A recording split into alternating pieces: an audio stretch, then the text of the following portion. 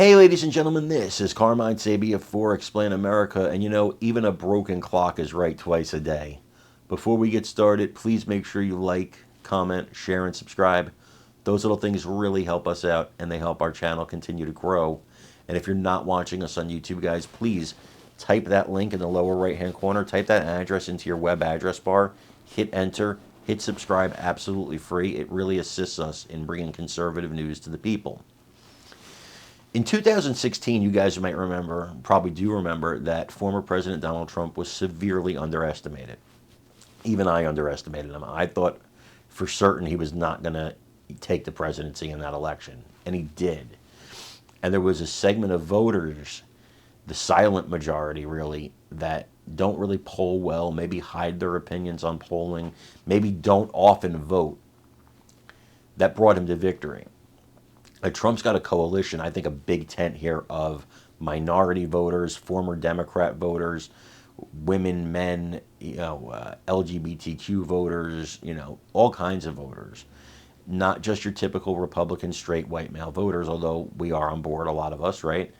And of course, I think that it's a good thing to have a bigger tent and bring new people in.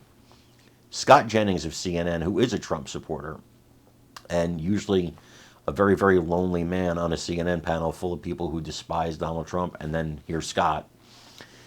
Well, he pointed out why he thinks Trump is going to win the election, and he pointed out the voting bloc that he thinks is going to deliver it, which is a voting bloc that does not vote always, all the time.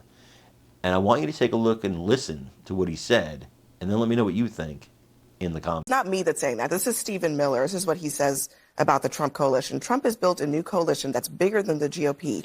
Conservatives, independents, FDR and Kennedy Democrats, old school liberals, blue collar populists, anti-war activists, foreign policy realists, economic nationalists, everyone but the corrupt ruling class. Are all those people in your Republican Party? Well, they have built a campaign of people who deeply, deeply, deeply distrust institutions, government, and sort of the Washington elites. I mean, that is the ethos of this campaign. RFK fits into that. Tulsi Gabbard fits into that.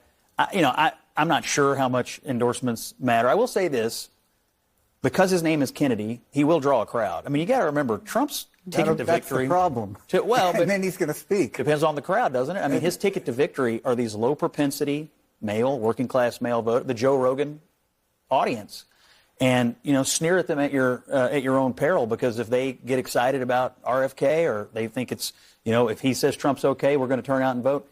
That's how Trump changes the composition of the electorate, through that kind of voter. So, you can make fun of them, and they do say strange things, but there's a coalition of people that are into it. It's really a question of, let's put aside, yes, the numbers are what they are, but just on the substance of it. I mean, the kinds of things RFK Jr. has said, the kinds of things Tulsi Gabbard has said. Here's a tweet from March 2022. There are 25 U.S.-funded biolabs in Ukraine, which, if breached, would release and spread deadly pathogens to the U.S. world.